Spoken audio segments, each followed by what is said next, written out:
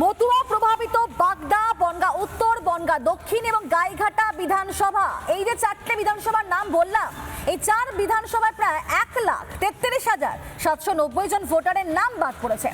1,33,790 জন ভোটারকে শুনানিতে ডাকা হবে বলে কমিশন সূত্রে খবর।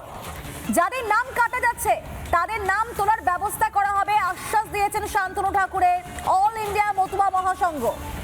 আর অন্যদিকে সিএনই ভুল বোঝানোর পর এবার নাম বাদ নিয়েও কিন্তু মতুয়াদের ভুল বোঝানোর চেষ্টা করছেন মমতা বালা ঠাকুর। এর আগে আমরা বিভিন্ন সময় দেখেছি একাধিক মঞ্চে গিয়ে, সভাতে গিয়ে মমতা বন্দ্যোপাধ্যায় সরাসরি বলেছেন যে এসআইআর এর নাম পূরণ করবেন না, ফর্ম ফিল আপ করবেন না এবং তাদের অসঙ্গতি ছিল তাই তাদের নাম বাদ পড়েছে, কিন্তু এদের নাম তোলার ব্যবস্থা করা হবে এমনটাই আশ্বাস দিয়েছেন শান্তনু ঠাকুর। মমতা বালা ঠাকুর ঘনিষ্ঠ সুকেশ চৌধুরী তিনি কি জানিয়েছেন একবার শোনাই। এই সূত্রে খবর, নির্বাচন কমিশন সূত্রে, যে 1,33,790 জন যাদেরকে ডাকা হতে পারে শুনানিতে, এমনটাই কিন্তু জানা যাচ্ছে। কি বলবেন?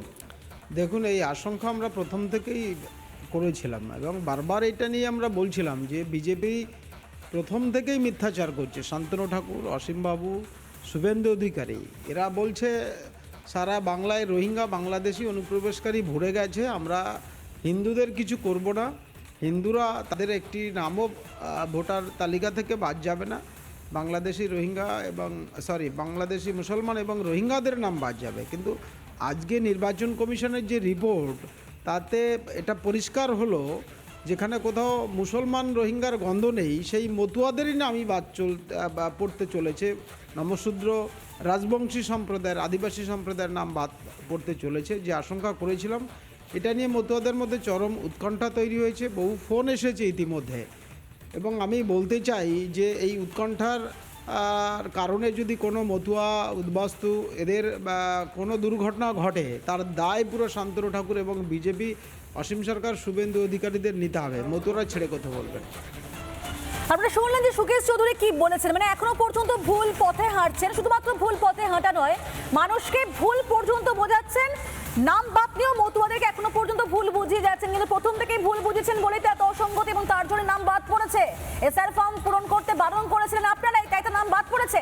যদিও শান্তনু ঠাকুরের তরফ থেকে পরিষ্কার বলা হয়েছে তাদের জন্য ব্যবস্থা করা হবে। আপনাদেরকে শোনাবো একবার শান্তনু ঠাকুর ঘনিষ্ঠ সুখেন গায়েন তিনি কি বলেছেন, শুনুন। তাদের রাজনৈতিক হাতিয়ার ব্যবহার করে রাজনৈতিক স্বার্থে এর দায়ভার চাপাচ্ছেন সংঘাধিপতি শান্তনু ঠাকুরের উপরে এবং তার নেতৃত্বাধীন সংগঠনের উপরে, কিছু সংখ্যক ভারতীয় জনতা পার্টি কর্মীর উপরে।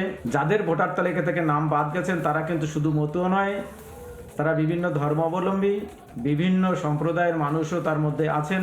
আমরা আস্থা রেখি ভারত সরকারের স্বরাষ্ট্রমন্ত্রী, ভারত সরকারের প্রধানমন্ত্রী এবং আমাদের সংঘাধিপতি শ্রী শান্তনু ঠাকুরের উপরে।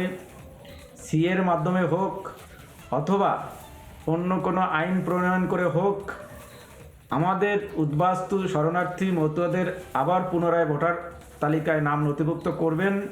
নানা ধরনের কন্টেন্ট দেখার জন্য লাইক করুন, শেয়ার করুন আমাদের ফেসবুক পেজ, সাবস্ক্রাইব করুন আমাদের ইউটিউব চ্যানেল। পাশাপাশি অন্যান্য ব্রেকিং নিউজের জন্য অবশ্যই চোখ রাখুন রিপাবলিক বাংলায়।